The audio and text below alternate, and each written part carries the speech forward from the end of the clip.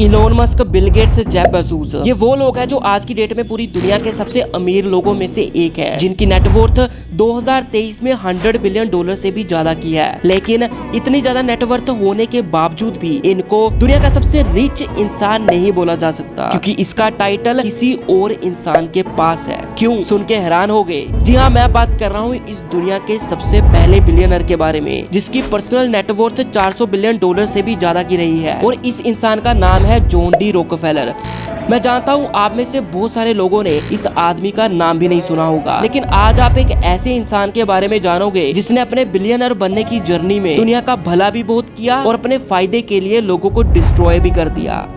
John D Rockefeller का जन्म 1839 में यूएसए की मशहूर सिटी न्यूयॉर्क में हुआ था, जिसके घर वाले एक मिडिल क्लास फैमिली के लोग थे, जहां जॉन के पिता छोटे मोटे व्यापारी थे और लोगों को बेवकूफ बना के उनका पैसा लूटा करते थे। लेकिन उसके पिता घर बहुत ही कम आया करते थे, यानी कि उनका घर में आना जाना बहुत ही कम था। अब इस सिचुएशन को देखकर रॉकफेलर एक बात अच्छे से समझ चुके थे कि पूरी घर की जिम्मेवारी अब उसके सिर पे आ चुकी है, जिसके चलते जॉन ने छोटे मोटे काम करने शुरू कर दिए, जैसे कि सब्जियां बेचना, अखबार बेचना, लोगों के घरों में जाके काम करना। अब ये सब करके जॉन को ज्यादा पैसे तो नहीं आ रहे थे, लेकिन जॉन इन कामों को इतनी परफेक्टली करता था कि काम देने वाले लोग उससे इम्प्रेस हो जाया करते थे और खुश होकर जॉन को ज्यादा पैसे दे दिया करते थे। फिर धीरे धीरे करके जॉन ने सेविंग्स करी और लोगों को ब्याज पर लोन भी देना शुरू कर दिया। मतलब तब इसकी उम्र 15 साल की भी नहीं थी और इसने लोगों को लोन भी देना शुरू कर दिया। हमारे भारत देश में लोग 25 सालों तक सिर्फ पढ़ाई ही करते रहते हैं और 30-32 साल की उम्र में कोई ढंग की जॉब लेके सेटल हो पाते हैं, लेकिन जॉन का दिमाग सिर्फ 15 साल की उम्र में ही एक एंटरप्रेन्योर विजनरी माइंडसेट वाला बन गया था, which is really crazy. Anyways, बुरे हालातों के चलते 16 साल की उम्र में जॉन को अपना स्कूल छोड़ना पड़ गया, पर उसी दौरान जॉन को एक फुल टाइम जॉब मिली एज ए बुक कीपर, जहाँ उसे रोज के 50 सेंट मिला करते थे। लेकिन लगातार 2 साल काम करने के बाद भी जॉन की सैलरी नहीं बढ़ाई गई, जिससे उसको काफी ज्यादा गुस्सा आया और इस जॉब को लात मार दी। रॉकफेलर ने डिसाइड किया कि उसे अब अपना कोई बिजनेस स्टार्ट करना चाहिए। पुरानी जॉब करते वक्त जॉन ने काफी ज्यादा कनेक्शन बना लिए थे और अपने एक बढ़िया इमेज लोगों के सामने क्रिएट कर दी थी। अब इसी बात का फायदा उठा के रॉकफेलर ने $4000 अरेंज किए और इन पैसों से खुद का एक मीट सेलिंग का बिजनेस स्टार्ट किया। ये बिजनेस इतना ज्यादा प्रॉफिटेबल हुआ कि बिजनेस के पहले साल में ही $5 लाख का प्रॉफिट कमा लिया। समझदारी और हार्डवर्क से रॉकफेलर ने इतने पैसे कमा लिए थे जिससे इसने अपने पुराने लोन भी चुका दिए और एक बड़ी इन्वेस्टमेंट करने के लिए अच्छी खासी अमाउंट भी जमा हो गई, क्योंकि अब रॉकफेलर एक इतनी बड़ी गेम खेलने वाला था जिसका अंदाजा उस वक्त दुनिया में मौजूद किसी भी इंसान ने नहीं लगाया होगा, बिकॉज अब जॉन एंट्री करने वाला था ऑयल बिजनेस में।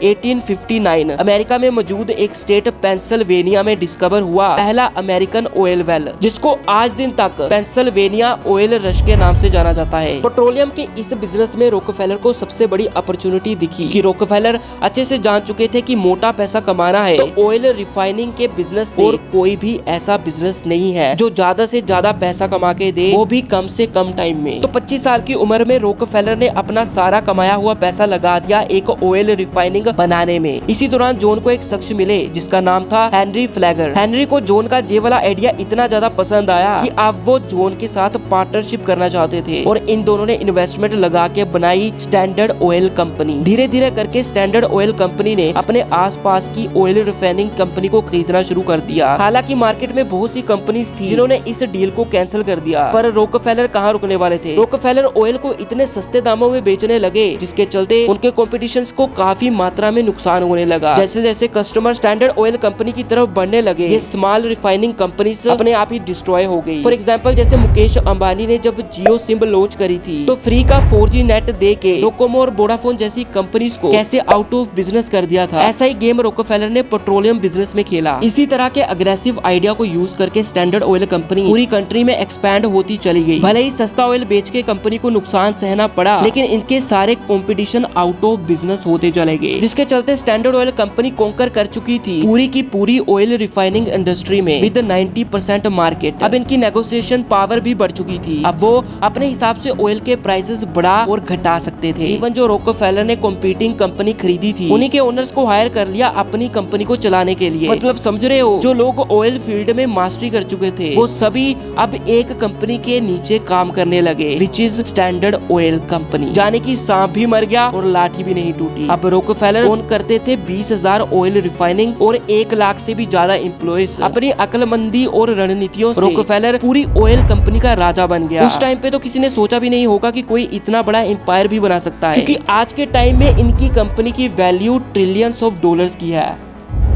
ऑयल बिजनेस के साथ साथ उस टाइम एक और भी इंडस्ट्री थी जो बहुत ही ज्यादा मुनाफा कमा के दे रही थी, द रेल रोड्स। अब रोकफेलर ने सोचा जैसे मैंने ऑयल इंडस्ट्री में मोनोपोली क्रिएट की, अब वैसे ही रेल रोड्स में करूंगा। जैसे ही उन्होंने इस इंडस्ट्री में कदम रखना शुरू किया, he become the ultimate public enemy. लोग रोकफेलर को क्रूअल ग्रीडी बिजनेसमैन की तरह देख रहे थे। अब इस डर से कि एक और मोनोपोली क्रिएट ना हो जाए, उस टाइम पे एक एक्ट पास हुआ, the Sherman anti trust act, जिसका मेन मकसद था कि स्टैंडर्ड ऑयल कंपनी का ब्रेकडाउन हो जाए। पर रोकफेलर कहां रुकने वाले थे। रोकफेलर ने कंपनी की स्प्लिटिंग के बाद अपने सभी शेयर्स इन कंपनीज में लेके रखे हुए थे, जिसकी वजह से जब रोकफेलर मरा तब भी ये दुनिया का सबसे अमीर आदमी था। जहां एक तरफ जॉन डी रोकफेलर ने ऑयल इंडस्ट्री को अफोर्डेबल बनाया, $500 मिलियन से भी ज्यादा का पैसा चैरिटी में डोनेट किया, हॉस्पिटल बनाए, स्कूल बनाए, लोगों की मदद की। वहीं दूसरी तरफ रोकफेलर को एक ब्रूटल, सेल्फिश, बेईमान बिजनेसमैन का खिताब भी मिला, जिसने बिजनेस में डोमिनेशन क्रिएट करने के लिए बहुत सारे लोगों को डिस्ट्रॉय कर दिया, सिर्फ और सिर्फ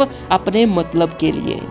जहां रोकफेलर की अच्छाइयां उतनी ही अच्छी थी जितनी उसकी बुराइयां थी। लेकिन आप इस बात को डिनाई नहीं कर सकते, जो इम्पैक्ट रोकफेलर ने उस टाइम पे क्रिएट किया था पूरी दुनिया में, ऐसा इम्पैक्ट आज दिन तक कोई भी क्रिएट नहीं कर पाया है। सो दोस्तों, आप मुझे बताओ कि आप रोकफेलर को एज ए विलन देख रहे हो या एज ए हीरो। कमेंट्स में अपनी राय जरूर देना।